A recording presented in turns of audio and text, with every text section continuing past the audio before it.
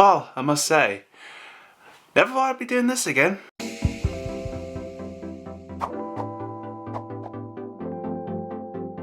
Well, hello indie people, and that is right, today's video is an autism meme review. Now, if you're new to the channel, I used to do these quite frequently back in the day, and do you know what?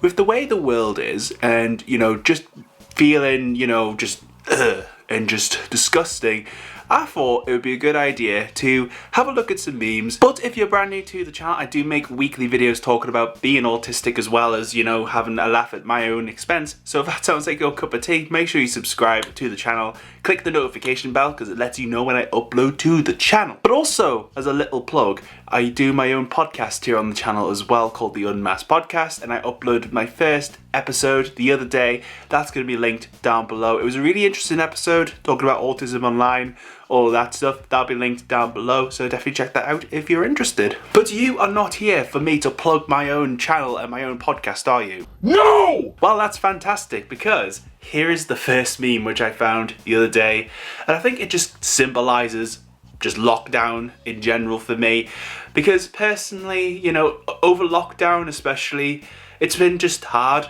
just going onto social media because damn, it's just so negative sometimes, you know, especially recently. I feel like it's just, you know, I have to keep off the internet sometimes because, you know, just with everything going on in the world and all of that stuff. I was going to say it's jazzy stuff, but it's not really that jazzy, to be honest. Just all of the stuff that's going on in the world right now. It's too much. It's just like, boom, corona, boom, stuff, boom, more stuff, and boom, more stuff. It's just like being punched in the face continuously, and it's just not in any way, shape or form pleasant. I feel like SpongeBob. I feel like my eyes are just going in all sorts of directions, and my attention is just going here, there, and everywhere. It's just crazy. So when I found this meme, I just felt like maybe you may feel the same. If you do, let me know down below, because, you know, it's nice to know that I'm not the only one that, you know, experiences it and all of that. Why am I waffling on? I don't know. Let's continue. Now, with this next meme I'm going to show you, do you feel like sometimes when people say, you don't talk too much, why don't you talk more?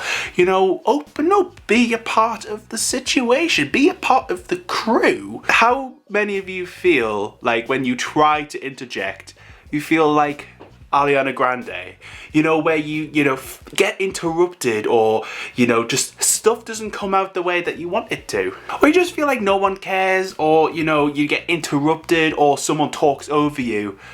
My God. For me personally, as someone who, I don't know, I'm not the best talker in the world. For me personally, this meme just symbolises my entire existence. It is just the epitome of who I am as a human being. You know, for me, you know, I don't interject unless I have something that I actually want to say. But even when I have something that I want to say, I'm not that dominant, really. I don't go in being like, I have something important to say and you are going to listen to me while I say the most important things in the world because I said it, it's important. I mean, if I was that confident just to be abrasive, who knows? But for me personally, I just have difficulty, you know, in interjecting. And I don't know if it's just an autism thing. I think it's just generally a people thing, to be perfectly honest. But for me, it's something that I've always struggled with, and it's always something that just gets brought up, the fact that I don't talk very much. But I think the thing is, if you have the people around you who, you know, just know, you know, when you want to say something, I think it just helps things. For me, I just relate to the meme, you know, it's me pretty much on a glowing stick of amazingness. Just saying. But do you relate to the meme? Let me know down below. Now, this next meme, very, very similar to the last one. It's all about, like, talking and stuff like that, but it's about words and forgetting words.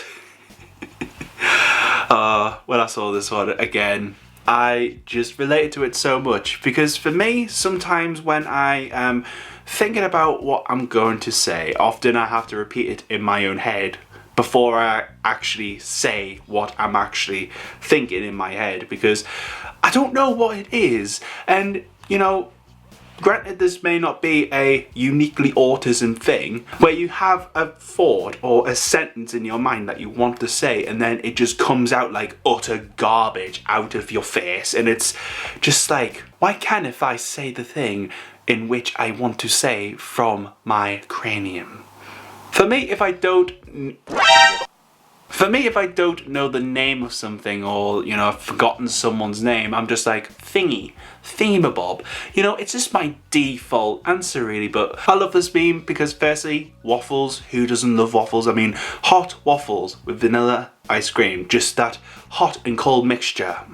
But also it's just the fact that, you know, waffles are actually graph squares. It's just magic in my mind, but it's something I do quite often, and yeah, I quite like it. Kind of fun. Now this next meme, I just thought it was funny because, well, firstly, I've not had to flirt with just any kind of human being or inanimate object for like 7 years, but also just the bottom bit where it says me flirting. When I've got something interesting to say, heck, I'm gonna say it regardless of, you know, whether the other person, you know, likes the thing or not. I do it to my Nicola, my fiance, all of the time. Like, a really weird fact for me to tell people would probably be, do you know Brian May, the Queen guitarist? Did you know that instead of playing with a pick on his guitar, he actually plays with a penny, and actually it's a sixpence? Definitely be grateful for the fact that I've just given you really random information that, heck, no one's really going to care about unless you're a fan of Queen. Then, if you're a fan of Queen, you know, kudos, it's all cool. To be perfectly honest, I think when it comes to autistics, we just have our own way of saying things, doing things, all of that lovely stuff. And to me, that is the beautiful thing about being autistic, really. We just have our own imaginations and we just go with it, you know? And for me, it's one of my favourite things about me personally, you know. I just go off in a tangent and just, you know, say something that I just thought of there and then. It's just a really nice thing. Yes, it can be awkward sometimes, but I wouldn't be me without it. And for me, this meme has just reminded me really that, you know, we are all unique, and if we have our own way of saying things, doing things, then that should be celebrated, not frowned upon. Really random question. Can you remember Barney the dinosaur? You know, that big, friendly, purple dinosaur that you watch as a kid. Maybe he was an inspiration for you, maybe he scared you, but to be honest, I think the best Barney, the best ever Barney, was this guy. Oh my god, when I found this I just thought it was really funny just for the image alone, but then when you read the caption, when it's talking about, you know, parents not revealing a child's diagnosis, and heck, you just do your own thing. Now, before anyone says, Andy, you're making fun of parents, you can't make fun of parents. I'm not making fun of parents. I just think this meme just highlights something which I think is a good talking point. I think for me, you know, when it comes to parents and stuff, I think obviously, you know, you have to raise a child, and that's probably the most difficult thing and most rewarding thing that any one person can do. But I think it's important for just people to remember, not just parents, but people to remember that if a kid is diagnosed as autistic, they're still the same kid before they got that bit of paper that confirms the diagnosis. They're the same kid, you know, and I just think, you know, hiding that information from them, I'm not a big fan of, to be perfectly honest, because I just think it just results in issues later on, and they don't have that bit of information which could potentially help them, you know, figure out who they are as a person, or, I don't know, just gives them a more complete picture of who they are as a person. I just think, I don't know, it's not something I really like. So for me, personally, I just think that in general, I think parents should be more open with their kids, but also not to feel ashamed about the label, which I might talk about in another video, but